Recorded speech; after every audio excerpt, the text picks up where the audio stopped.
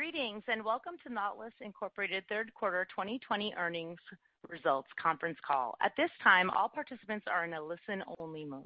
A question-and-answer session will follow the formal presentation.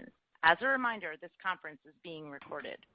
It is now my pleasure to introduce your host, Mr. John Mills of ICR. Please go ahead, Mr. Mills. Thank you. Good afternoon, everyone. Welcome to Nautilus's Third Quarter 2020 Conference Call. Participants today from Nautilus are Jim Barr, Chief Executive Officer, Aina Konold, Chief Financial Officer, Becky Alseth, Chief Marketing Officer, Chris Quattrochi, Senior Vice President of Product Development, and Bill McMahon, Special Assistant to the CEO.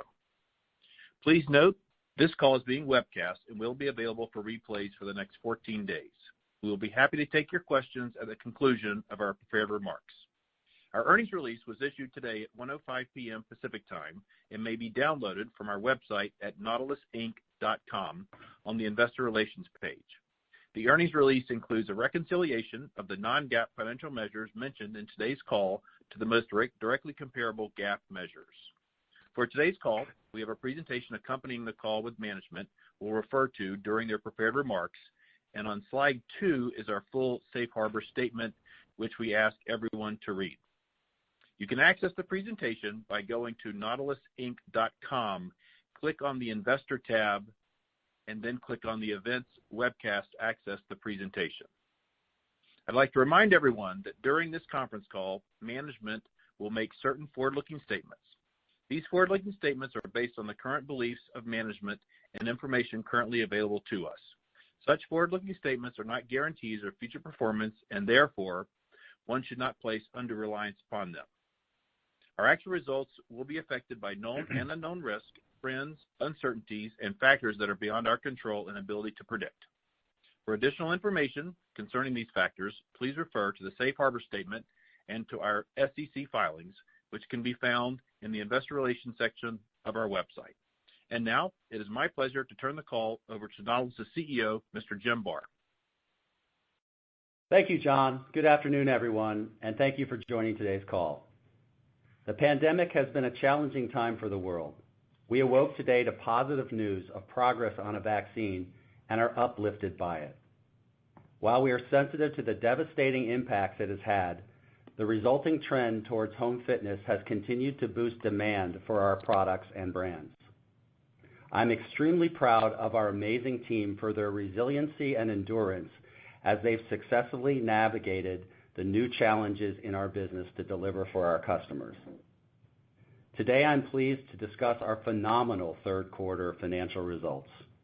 I will also highlight key elements of our very strong execution, our key accomplishments and challenges, and how we're planning our business in such uncertain times. I'll end with a report on the progress of our long-term strategic planning, which we will call our North Star strategy. For the quarter, our revenue was up an incredible 152% compared to last year, driven by broad growth across brands, channels, and products. Our direct segment had its best third quarter ever, nearly quadrupling its sales versus a year ago quarter. Not to be outdone, our retail segment had its best sales quarter in its history, up 108% year over year. Total company gross profit was up 256%, with margins expanding to 44%, and adjusted EBITDA improving by $43 million from a loss of $6 million in the prior year. Strong customer response to our IC bikes, the Schwinn IC4 and the Bowflex C6, our Bowflex home gyms, and our best-selling SelectTech weights and benches fueled our strong performance. These results were achieved despite being supply constrained throughout the quarter. This quarter was the third consecutive quarter of positive comps and the fourth straight quarter of positive cash flow from operations, increasing our flexibility to invest in our long-term transformation. As the pandemic hit the world earlier this year, we showcased our ability to be agile and nimble. In the third quarter, it became increasingly clear that what was at first a sprint had turned into a 10K, and now in its 8th month, a marathon. This resulted in a now sustained effort as we adjust to our new normal. Our people have been remarkable in their passion to serve customers in their time of need and are the real reason why we've been able to capture so much of the market opportunity, delivering our most profitable quarter in Nautilus history and putting us on track for one of the best annual performances Nautilus has ever had. The operational improvements we began implementing late last year, combined by the execution by our team, were the keys to fully capitalize and capture such a large portion of the market this year. Let me give you some examples of our operational achievements in the quarter. We further increased production and supply chain capacity. We have increased production across our portfolio, for bikes by as much as 5x, and for strength products by 2 to 3x. We added a second supplier in late September for our incredibly popular SelectTech dumbbells and are working to further increase capacity for kettlebells and our newly launched barbells. These are fantastic space-saving products and are amazing values. We successfully launched the Bowflex VeloCore, the industry's first unstationary dual-mode bike that combines leaning technology with digital connectivity. VeloCore is a fantastic example of innovation, combining a highly differentiated product with a more realistic ride that works more of your body, including your core and your arms. Combining physical product with digital content and connectivity, we believe VeloCore produces a more realistic and immersive experience than any other bike out there. We quickly sold out of inventory and have been expediting production of more bikes. We are now selling them again and are working hard to further reduce product lead times. This quarter is the first time that advertising spend was higher than last year as we invested in launch marketing for VeloCore. Our advertising is not only driving sales, these new ads serve to move our well-known Bowflex brand to an even better place as a tech-forward provider of innovative equipment and immersive connected fitness experiences. Speaking of connected fitness experiences, in tandem with the VeloCore introduction, we launched Journey 2.0, revving our individualized, AI-driven custom workouts that automatically adapt to your progress and simulate one-on-one personal training. Journey 2.0 also features a new user experience and more on-demand trainer-led videos. To further accelerate our efforts to differentiate our digital experiences and scale our Journey membership platform, we established a new Journey business unit and hired an accomplished software leader as Chief Digital Officer to spearhead our efforts and assist with our overall long-term digital transformation. I'm really pleased at how we've been able to drive profitability in addition to top-line growth by significantly decreasing the level of product promotions, implementing select price increases on key products, and cross-promoting in-stock items when core items go out of stock. During the quarter, we continued to produce strong customer metrics versus the same quarter a year ago, including a 3x increase in traffic on Bowflex.com, much of which was organic. In addition, we saw a 7x increase in new customer acquisition as we capitalized on the opportunity to introduce new customers to our brands. We've continued to be a strong partner in our retail channel during a time when others have pulled back, working closely with our retail partners to allocate scarce inventory. We further increased our momentum with Best Buy and launched a program with Costco Canada in July. We believe many of these accomplishments will bring enduring long-term value to the company.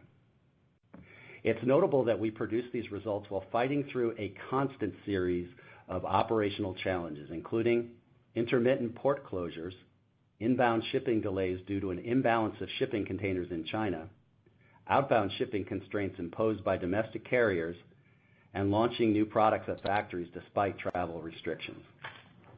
One of the things I'm most proud of is the way our leadership team performed, and in particular, what they achieved on multiple dimensions all at the same time, balancing short-term and long-term routine issues with emerging new challenges, and the delivery of outstanding business results while caring for our customers and our people. Producing these financial results would have been incredible on their own, but we also completed our long-term North Star planning work, which I'll elaborate on in a moment, successfully completed the sale of Octane Fitness to reduce costs and focus on the in-home fitness market, and provided strong leadership and support to our teams as they faced a series of personal challenges, the effects and stress of the pandemic, greater isolation of working from home on an extended basis, and racial inequity concerns. In addition, the region we call home experienced threats and health concerns due to devastating wildfires. Like a family, we pulled together to support one another. During the quarter, we also learned that our company earned a Best Places to Work award for the 8th straight year. While no one can predict the magnitude and duration of the at-home fitness trend, I know investors want to know how we're thinking about it, reacting to it, and planning accordingly.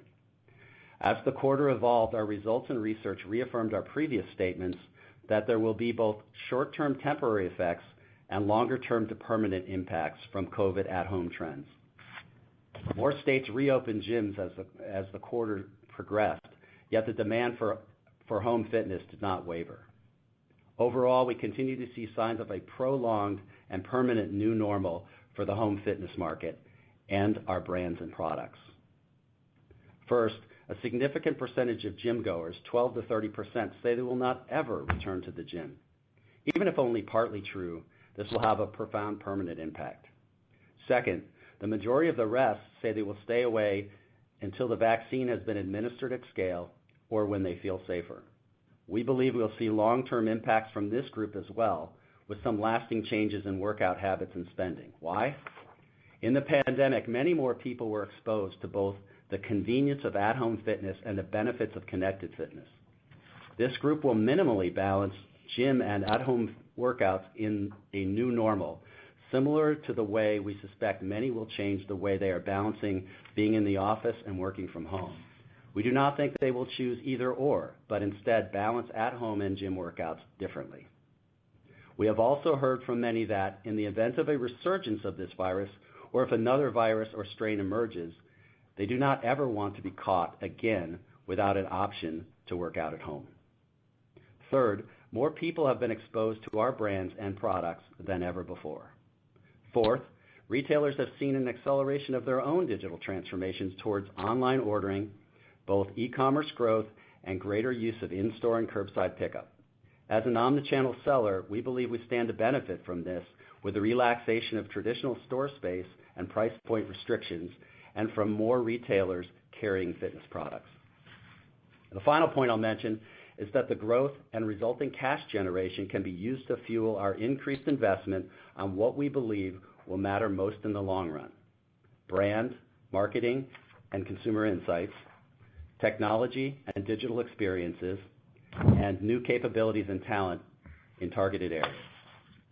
Accordingly, with this long-term outlook in mind, we have made short-term decisions in all areas of our business. Here are a couple examples. We have invested heavily in inventory for the next few quarters, focusing on key products we believe will be perennial bestsellers. Our teams are working with our supply chain partners globally to alleviate supply constraints. We have an ambitious goal to no longer be supply constrained by sometime in Q2 of 2021. We believe the pandemic effect has already significantly increased the size of our addressable market as the much larger club membership market blends with the at-home market. To help capture this opportunity, we have launched new marketing initiatives, modified the journey roadmap accordingly, and will be adding new products targeted at the needs of displaced gym goers. We will monitor leading indicators and evolving consumer insights as we continue to make strategic decisions. At this time, we see no indicators of waning demand or evidence of saturation. To this end, the pandemic has made it difficult to forecast the next quarter, let alone the full year, but we now feel like we have enough visibility to share some guidance for the fourth quarter. Aina will discuss that with you in just a moment. Before I pass this to Aina, I want to briefly cover progress on our North Star strategic plan. As you've heard on our past calls, I came to Nautilus because I thought we had some of the right ingredients to turn the company around and return to our industry leadership position. But we needed to point the ship in the right direction with a new transformative strategic plan. I'm happy to report we have completed this work, on this plan and are currently rolling it out company-wide. By the end of the fourth quarter, we will be in full execution mode. To allow us to focus on implementing it internally, we will not be discussing it externally until early 2021. But I'd like to offer some of my thoughts on our plan. First, our plan builds on the company's strengths, our well-known brands, our reputation for quality, our broad and option-filled product portfolio, our legacy of innovation, and our resilient and customer-focused company culture. It addresses the weaknesses we had and the underlying issues, such as failure to understand consumer segments, their wants, needs, and shopping habits as much as we should have, falling behind on connected fitness, and general lack of focus. It will continue to turn the company into a stronger, more resilient, and more digital version of itself. As a long-term strategy, this is the right direction, with or without the COVID impact. The COVID at-home trend merely adds greater opportunity and enhanced urgency. Our strengthened balance sheet will provide the fuel for this acceleration. We are now entering full execution mode, but in fact, we've been executing on elements of this plan for the last year. Examples include the new products launched in 2020 to accelerate connected fitness across the portfolio, the sale of Octane Fitness, and key executive hires, including Chief Financial Officer, Chief Marketing Officer, and Chief Digital Officer. I'd now like to turn it over to our CFO, Ina Knold, who'll go over our financial results in more detail. Ina? Thank you, Jim, and good afternoon, everyone. Before I begin, I'd like to echo Jim's comments about how incredibly proud we are of the way our team worked together to overcome so many challenges in Q3 and deliver these truly phenomenal results. I'll start by speaking to the total company P&L for Q3 2020 with comparisons to Q3 2019. Similar to last quarter, I'll be speaking to adjusted numbers because of a non-recurring entry related to our commercial brand, Octane Fitness, which we sold on October 14th. The adjusted P&L excludes the $8 million gain on the disposal group. Please see the press release on our website for a reconciliation of these non-GAAP numbers to our reported results. Net sales were up 152% to $155 million. This quarter's sales are the best in this decade and marks our third consecutive quarter of sales growth. Our team performed extremely well to meet an extended period of heightened demand. And though we continue to expand production and invest in expedited shipping, supply remained insufficient to meet the demand in the quarter, and we entered Q4 with nearly $68 million in back orders. Our gross margin rate increased by almost 1,280 basis points to 44%. Gross profit was $68 million, up 256%. Strong execution across both segments was a key driver of this increase. A change in sales mix was also a factor. Typically, retail makes up the vast majority of Q3 sales, but this year, direct penetration was higher, 39% of total sales versus only 26% last year. Lastly, in COGS, we saw tremendous expense leverage, partially offset by increases in transportation costs, driven by the disruptions in global logistics. We thought this was a sprint, then a 10K, and now we're realizing it's turned into a marathon. This amount of cost leverage is not sustainable, and we have already begun to invest more in our DCs and logistics teams to meet the surge in demand. Turning now to adjusted operating expenses. We saw incredible expense leverage in OpEx, down to 21% of net sales versus 44% last year. Selling and marketing expenses were down to 12% of net sales versus 28% last year. We spent $19 million this quarter versus $17 million last year, and the increase was in advertising to support the launch of the new VeloCore bikes. Advertising spend was $8 million this year compared to $6 million last year. R&D costs were down to 3% of net sales versus 5% last year. Costs increased by $1 million to $4 million this year, primarily driven by investments in Journey and in product development targeting gym goers. G&A expenses were down to 6% of sales versus 11% last year. Costs increased by $2 million to $9 million, driven by increased bonus and stock comp due to our improved performance, and initial investments in capabilities needed for our North Star transformation. We're really proud of how our team stretched to meet the increased workload in the last 2 quarters, but we recognize that these significant levels of expense leverage are not sustainable. Certainly, it's difficult to predict the magnitude and duration of the enhanced demand for our products, but since we haven't seen any waning in demand, we've begun to reinvest in areas where increased sales volume generates incremental work. Adjusted operating income was $36 million, an improvement of $44 million versus last year's loss. This quarter's adjusted operating margin of 23% is a 15-year high. Adjusted income from continuing ops increased to $28 million or 87 cents per diluted share, compared to last year's loss of $9 million or minus 29 cents per diluted share. And lastly, adjusted EBITDA from continuing ops improved by $43 million. We delivered $37 million of adjusted EBITDA compared to a loss of $6 million last year. Adjusted EBITDA margin was 24%. Turning now to Q3 2020 performance by segment. I'll be comparing this year's Q3 results with last year's Q3 results. Starting with Direct. Net sales were $61 million, up 278%, with both Cardio and Strength delivering strong performance. Cardio grew 256%, driven by our connected fitness bikes, the Bowflex C6 and Schwinn IC4. SelectTech weights and benches drove the 349% increase in Strength. The Q3 backlog was $23 million compared to $21 million in Q2. The gross margin rate expanded by 19 percentage points to 57%, driven by strong execution and expense leverage, partially offset by higher transportation costs. Gross profit of $35 million was up 463%. Segment contribution was $18 million compared to a loss of $9 million last year. The $26 million improvement was driven primarily by increases in gross profit, partially offset by the $2 million increase in advertising for the VeloCore bike launch. Turning now to Retail. Net sales were a historic high of $93 million, up 108%. Cardio sales were up 103%, driven by bikes like the Schwinn IC4 and ellipticals. Strength sales were up 128%, driven by SelectTech weights and benches. Importantly, if we exclude Octane brand sales, Q3 net sales for the Retail segment grew 132%. Q3's backlog was $45 million compared to $14 million at Q2. The gross margin rate was 34%, up 720 basis points, driven by favorable customer mix and expense leverage, partially offset by higher transportation costs.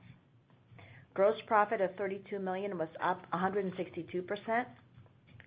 Segment contribution was $23 million, up 391%. The improvement was driven largely by higher gross profit and operating expense leverage. Turning now to the balance sheet and other Q3 highlights. Quick reminder, similar to Q2, we've grouped the assets and liabilities associated with Octane into current assets held for sale and current liabilities held for sale on the face of our balance sheet. Please see our press release on our website for more detail regarding this presentation. Strong sales growth and great flow-through to earnings resulted in a much stronger liquidity position at the end of the quarter. Q3 was our 4th consecutive quarter of positive cash flow. Cash was $72 million, $61 million higher than year-end 2019. Debt of $14 million was flat to year-end, and we had $49 million available for borrowing on our Wells Fargo credit facility. AR was $69 million, 26 higher than year-end. The increase was due primarily to the timing of customer payments, partially offset by certain receivables being included in the Octane held for sale disposal group. Trade payables were $83 million, 12% higher than year-end, due primarily to the timing of inventory payments and increased advertising-related payments. CapEx at the end of Q3 totaled $8 million. Inventory is down 38% to $34 million compared to $55 million at year-end. The decrease is due to $11 million of inventory being reclassed into the Octane held for sale disposal group and the continued heightened demand. Even though we have significantly expanded our factory capacity, demand is still outpacing supply. To guarantee capacity in our suppliers' factories, we further increased our PO commitments.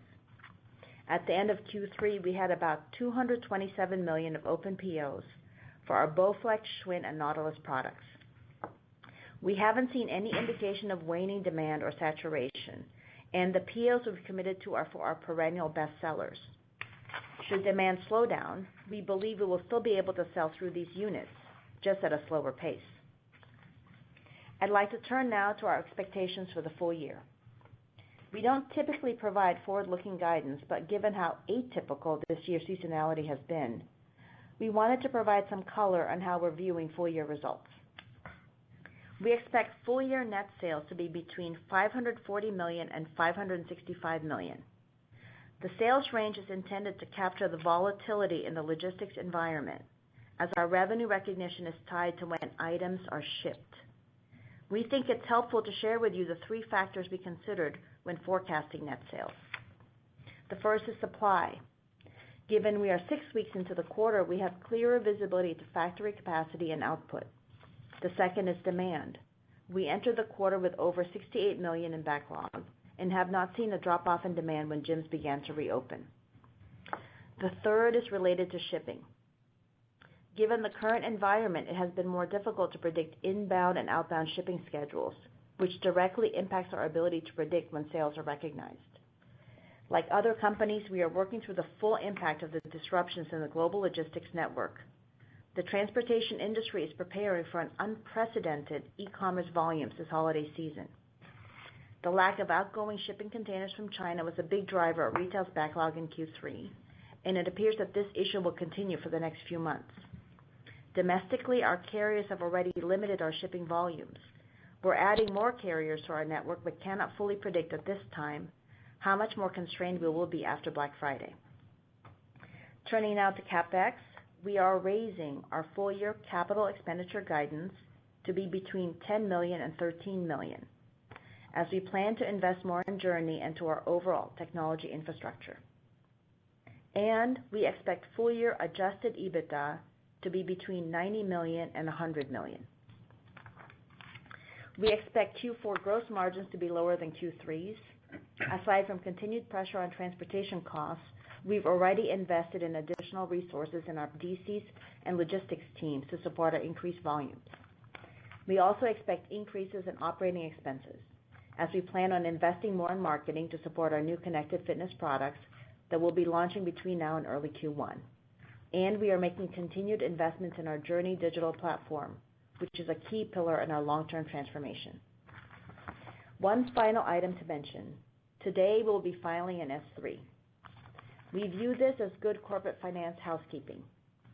We have no immediate plans to raise and use additional capital. We've completed our long-term strategy and have begun to roll it out internally with a plan to share it externally early next year. A shelf registration will provide us with more efficient access to the capital markets and will allow us to act opportunistically to support the growth objectives outlined in our North Star strategy. Now, I'd like to turn the call back over to Jim for his final comments. Jim? Thank you, Aina. The past 4 quarters have been a real journey for our company. We endured a devastating 2019 and lost 22% of our revenue base, resulting in a 13% cut of our workforce. Morale was low, but people could see a change on the horizon. A moderate change in the trajectory of our business began at the end of Q4 as we rolled out new products, hired key members of our executive team, began to take action against the root causes of the company's decline, and focused on personalized connected fitness. Q1 was shaping up to be a good quarter, and then COVID hit, and it turned into be a great quarter. We had our first top-line growth since 2018 and began selling out a product with the team quickly responding to meet the surge in demand. What started out as a temporary surge became longer term in Q2 and was a historical blockbuster quarter for the company. All channels delivered historic results. We sustained that performance and response, which led to Q3 being our most profitable quarter in history. It is important to point out that pre-COVID, we were already on track for sequential improvements and had been implementing changes to position ourselves for long-term profitable growth. COVID only accelerated those plans. We have been and will continue to dedicate significant time and energy to our transformative long-term strategic work. Lastly, but most importantly, I want to end by again thanking our employees and our partners who stand committed to our mission. I look forward to all that we can accomplish together. And now, I'd like to open up the call to your questions. Operator? At this time, we will be conducting a question and answer session. If you would like to ask a question, please press star 1 on your telephone keypad. A confirmation tone will indicate your line is in the question queue. You may press star 2 if you would like to remove your question from the queue. For participants using speaker equipment, it may be necessary to pick up your handset before pressing the star keys. One moment, please, while we poll for questions.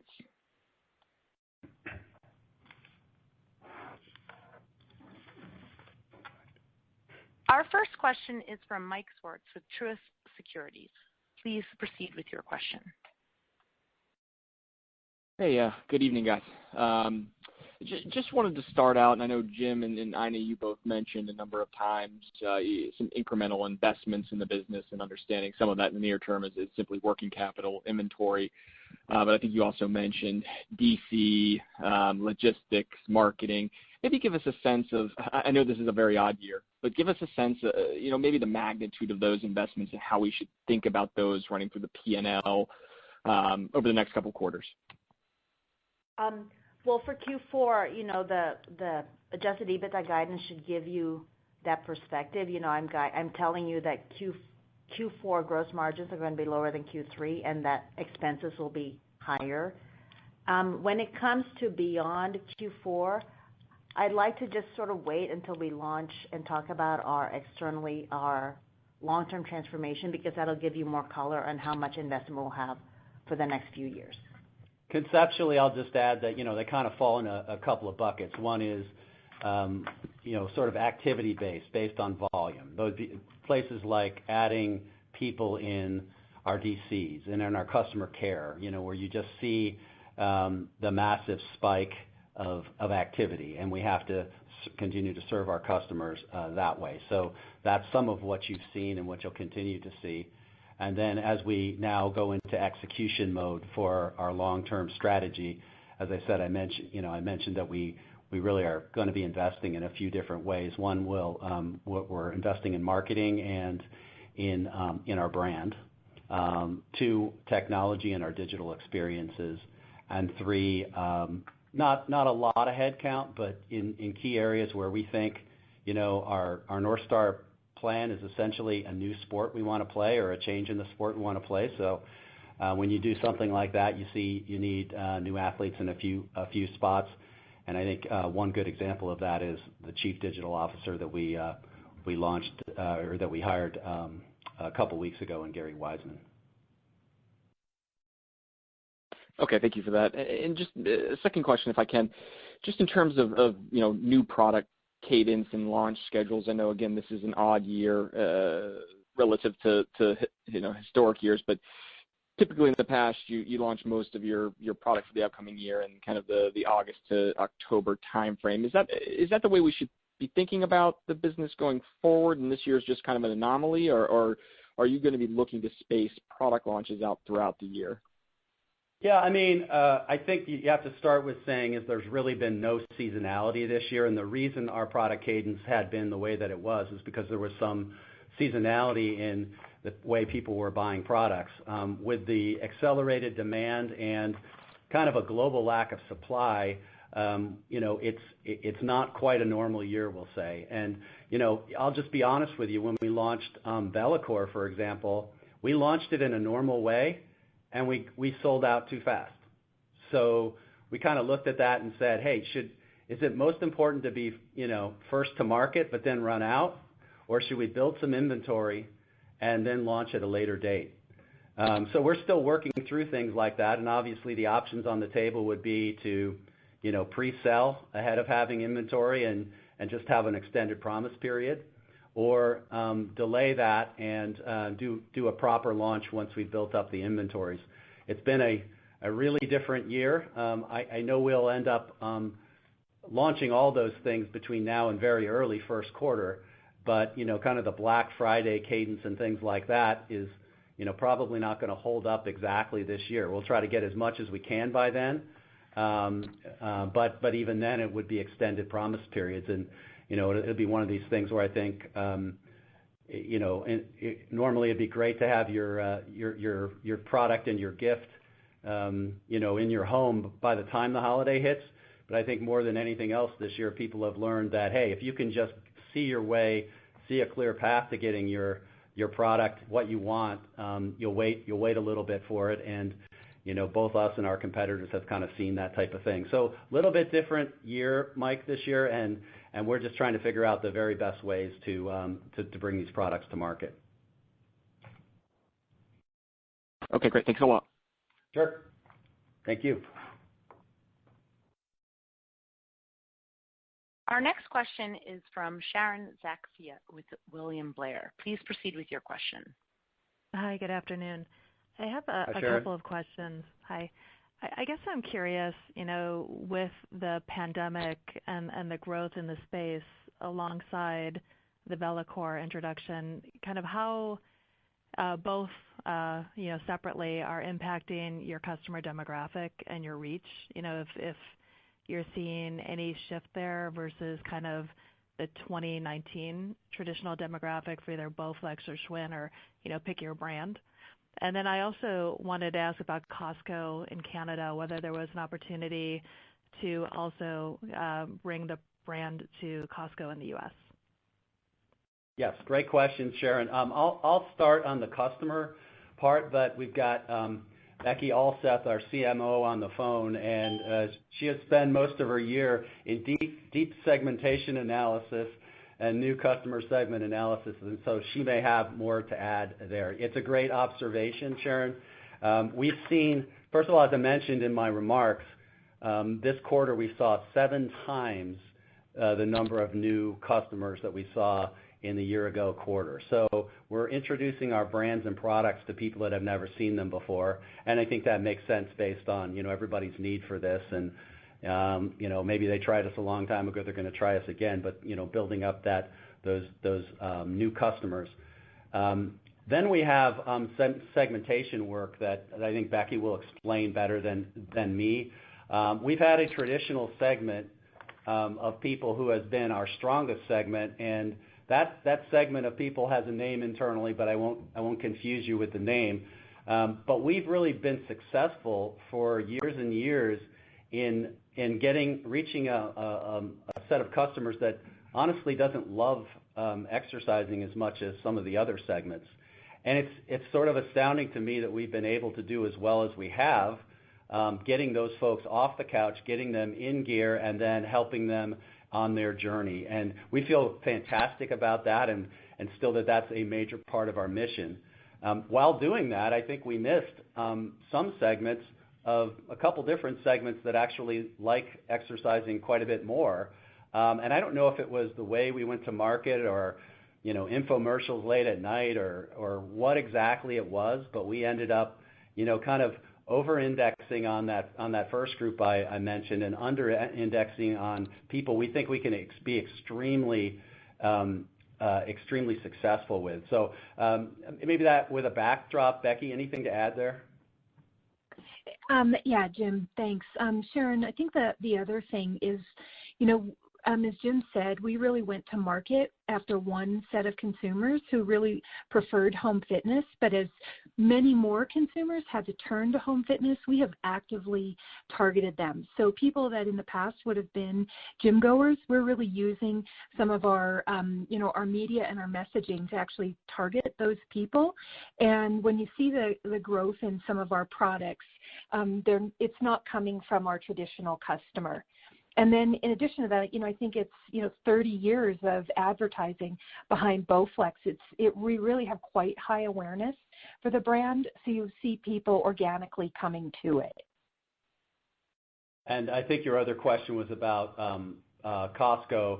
And yeah, the relationship with Costco is quite good. We've chosen to start with them in Canada, but we're very hopeful to have some programs very soon in the U.S. Okay, great. Thank you. Sure. Thank you, Sharon. Our next question is with Steve Dyer with Craig-Hallum. Please proceed with your question.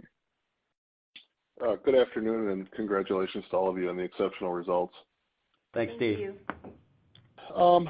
I guess digging into Journey for a moment, I think everyone's sort of hungry for anything to sort of look at and gauge the traction there. And the closest that I can come aside from app downloads would be, other non-royalty revenue, which looks like there's a little bit of transportation in there as well, but very, very small numbers still. Is that a decent proxy sort of for the traction that you're seeing with the paid Journey apps?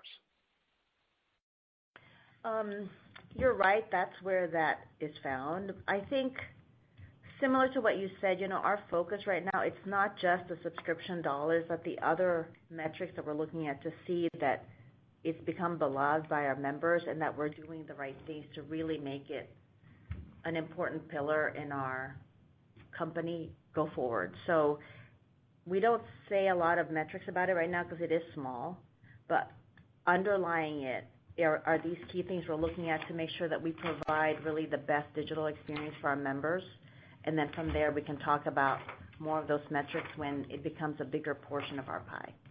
And I'll just add, as we've discussed, one of the key things that our company missed was connected fitness. And we actually recovered quite well with the quality of the product and what's in it. And we've got some really great differentiating features, and people who use Journey really love it. However, if you've not gotten it across the portfolio on as many machines and in a BYOD format as you'd like, the revenue is not where you want it to be. So that is a big focus of our long-term strategic plan, is to not only make Journey continue to evolve and be a differentiating experience, but more so to scale it. And that's where you'll start to see those particular numbers. And we're going to be doing everything we can to scale it.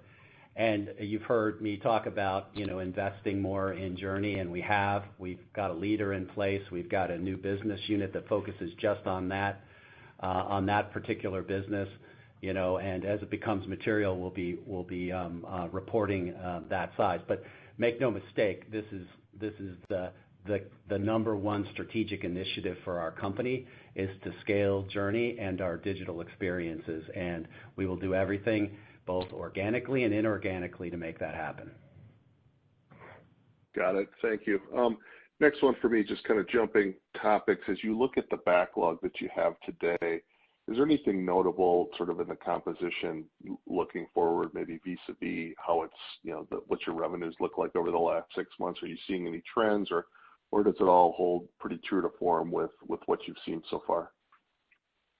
It's holding pretty true to form. A lot of them are the pent-up demand. We've had such long promise periods for some of our key bestsellers, the usual suspects, those icy bikes, and also the weights and the benches. But what's really exciting is the great response we've had to VeloCore. As Jim mentioned, we ran out way too quickly. We thought we had put down a pretty bold expectation there, but it was still insufficient. So usual suspects in the past, seeing some really, really good initial responses to VeloCore. And then in addition to the VeloCore, the SelectTech 552s, kind of the fitness version of toilet paper in the pandemic. We ended up with we started taking a notify me when list when we went out of stock initially back in March, April. And we collected over 200,000 of those leads. And since then, as we've gotten a supply of the 552s, we kind of went in order on that list and worked our way down.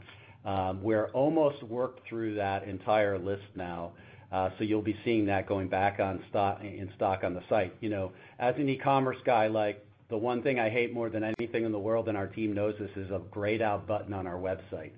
Because you've generated that demand, you have the fantastic product, you've done all the marketing you need to do, and someone can't buy it.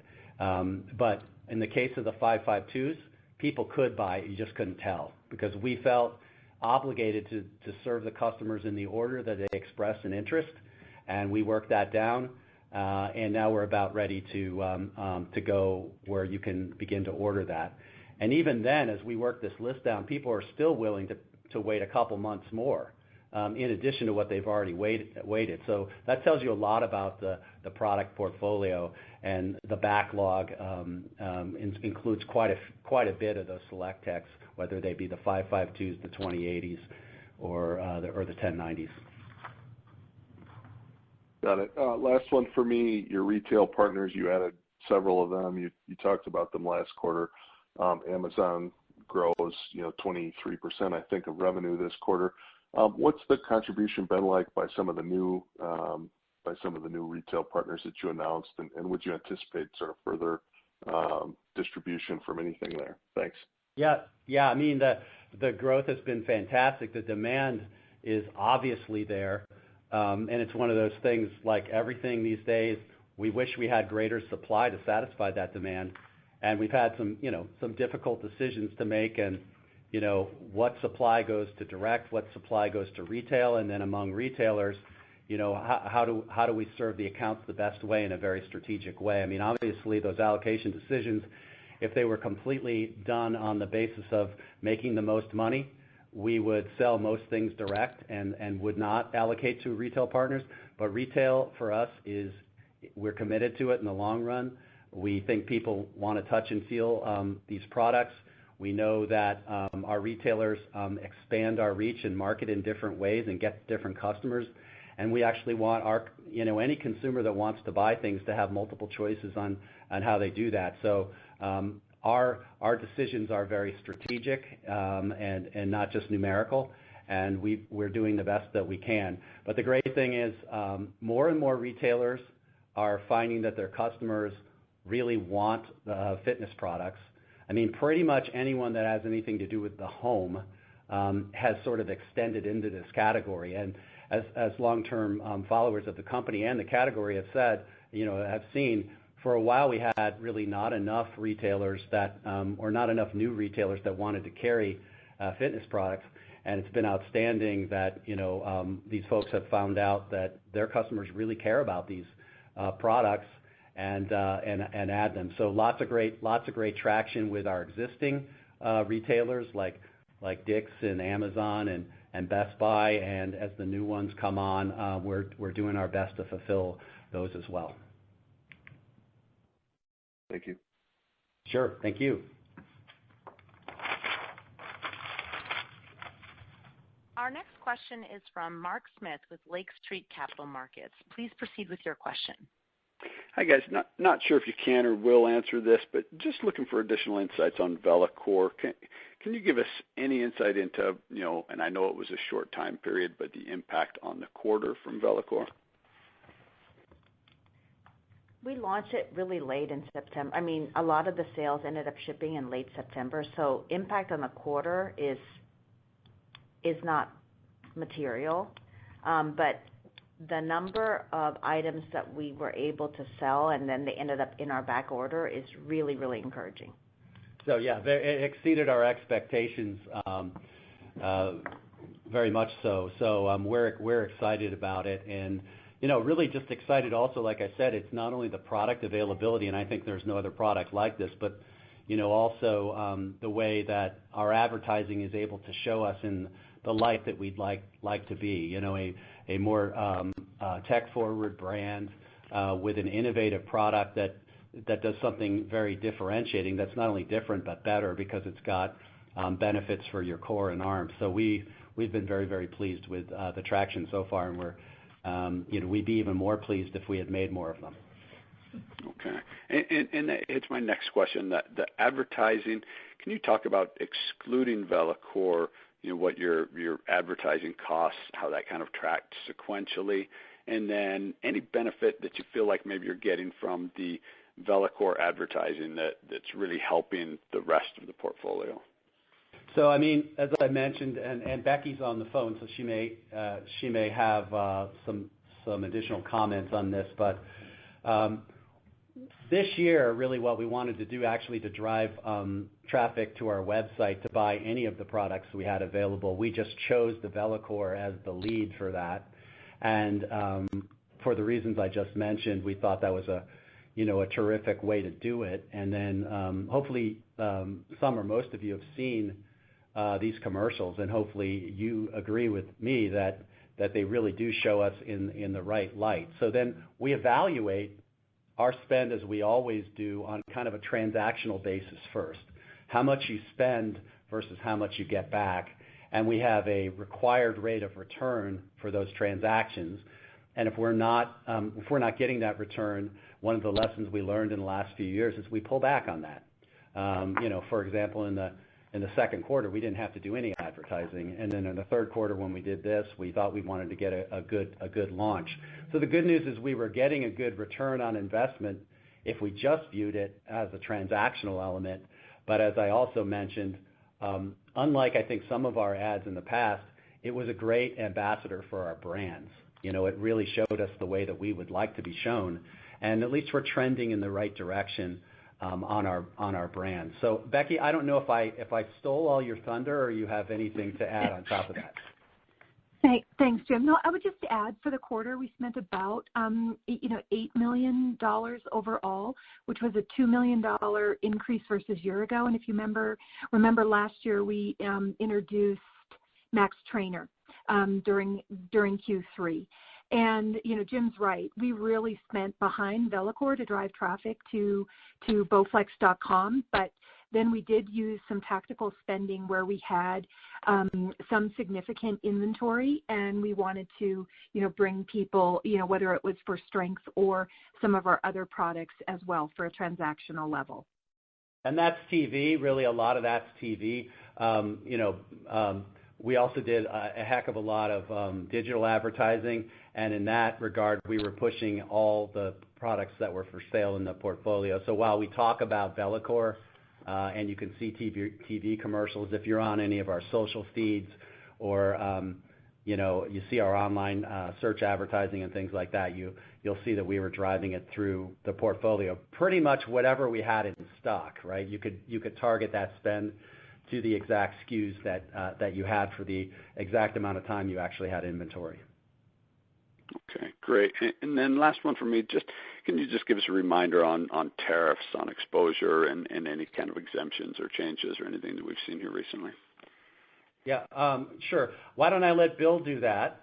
Bill is our head of supply chain. He's got another fancy title they put on these things, but really his main job is head of our supply chain, and so he's been involved in all of those tariffs.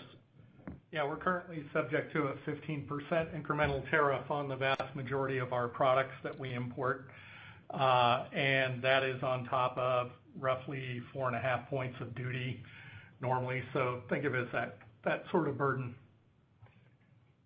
Okay. Doesn't that? Sorry, go ahead. No, I was just going to say, if you want to look into your crystal ball a little bit, do you guys feel like any change in administration here maybe gives some opportunities? I need to correct that. The tariff did reduce to 7.5%. Sorry, I got my numbers mixed up. So for the third quarter, essentially, if you remember last year, they came in September 1st at 15%, and then earlier this year they were reduced to 7.5%. So you're kind of, for part of the quarter, you're going 15% against 7.5%. For the full fourth quarter, it will be that 7.5 point difference, right, Bill? So so we're comping favorably in Q3. Yep. Sorry for the mistake. Sorry, can you start with your other question? Yeah, it was just if you look in your crystal ball at all here, looking forward, with what looks like a new administration coming in, or are there opportunities? Do you think that maybe we see less tariff exposure as we look at 2021 or maybe later? Yeah, I mean, all I can say is too early to tell. Whether relations with China will be better. We hope that'll be the case, right? But you just don't know. And then tax policy is completely up in the air, especially if you've got split Congress and executive branches. So just like everyone else, we'll just monitor and react to those things as we've been doing. Great. Thank you, guys. Thank you. Thank you. Our next question is from George Kelly with Roth Capital Partners. Please proceed with your question. Hi, everybody. Thanks for taking my questions. Sure, George. So I have a few for you. I'll start with kind of industry size and TAM. I appreciate, I think you shared, you've done surveys that, I forget the exact number, but it was 12 to 30% or something like that of gym goers are probably not going back. So I guess my question is, how, compared to pre-COVID, you're kind of the regular customer group pre-COVID, how much bigger will the at-home industry be when this all kind of normalizes a year or 2 years from now? How much bigger do you think the at-home industry will be versus pre-COVID levels? Yeah, I mean, this was a huge issue in our strategic planning, right? Because when we started our strategic planning, we thought that the at-home fitness market, if you add it all up, was about $3.6 billion. And we thought it would grow at about a little less than 3%. So our plan would have been, in those circumstances, to gain share in a slightly growing market. So then when this whole trend hits, all bets are off. And, for all the reasons that I mentioned in my remarks, you've got a massively growing market. So the way we think about it, and we don't know for sure how big it gets, but you've got a roughly $40 billion gym membership market. And you've got that many people that you mentioned, the 12 to 30% that say they'll never go back. Never's a long time, so do you believe them or not? I don't know. But if some of that is true, then you've got a permanent shift from that group at 40 billion to the 3.6. You just add that on top. And then for the people who will eventually go back, for the reasons that I said in my remarks as well, we just don't think they're going to flood back, right? They're going to go back when they're safe, and then they're going to have a new normal. They're going to balance it differently. Then they're going to also buy things for the home just in case. So you've got all those things, and you add them all up, and who knows where they get to. I mean, unfortunately, if we were all public in this space, we could just add up everybody's results, and we'd know exactly where we are. But there's just a couple of us that are public, so it's our best guess. We feel like we're getting more than our fair share, but our estimate maybe for this year may be that it went from 3.6 to maybe 6, something like that, 6 billion. But we don't really know. It's not an industry that tracks its market share as well as that. As we're becoming more and more data driven, we do our best job to continue to survey that and try to make our best estimate. But that's where it kind of looks like, and that's a pretty good opportunity for all of us. If you say that maybe it won't quite double in a year, there aren't too many industries out there that are coming close to doubling in a year, so that helps. And then for the reasons that I said, then it's anybody's guess how much of that is retained and how much of it, how the growth continues to grow.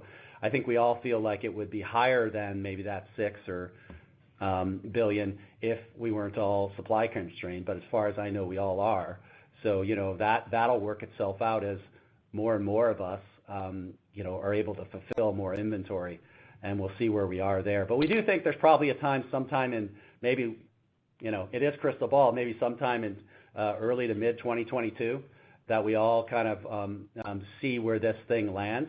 In the meantime, we're looking at a lot of leading indicators, things like traffic on our website, retail sell-through, things that you would see if there was any waning in demand, you'd see it there first, and then we would react based on that. And there's a whole bunch of other ones, but those would be a couple of the ones that we monitor. But hopefully that gives you a sense. There's some hard numbers, but I wouldn't say they're scientific in any major way. We've done surveys and we've crunched the numbers, and that's what we think. But you could listen to anybody's calls, and maybe you'll get a different number. Okay, that's helpful. And then next question, and so it sounds like Journey is, you're you're going through a sort of transformation there, and sounds to me, I mean, correct me if I'm wrong, but it's kind of early innings. And so I guess my question is live content an important, as you learn more about what everyone else is offering it, do you think live content is important to Journey at some point? I've got the father of Journey on the phone here, so we'll let Chris. All right, George, I'll give my 2 cents. We've talked about this a little bit on previous calls, but content has proven to be a fairly big commodity in our space, especially in this time. And so one of the things we found out really is that people aren't really looking for live content because it actually impacts their schedule, but they are looking for all types of on-demand content. And we've been and actually architected our product to really be able to respond to the best content the world has to offer. So we're starting to intake that. When you see the Journey platform, especially in VeloCore and the other products coming out, you'll see that we're going to be continually adding on-demand content because that's 99% of what people are looking to use. Okay. And then last question for me, about the North Star strategy that you talked about. Is M&A an important dynamic of that, and for how do you think about M&A right now? Sure. Well, when you do, in my opinion, when you do long-term strategy, you have to be confident that, even without a major M&A event, that you have what it takes to make it happen.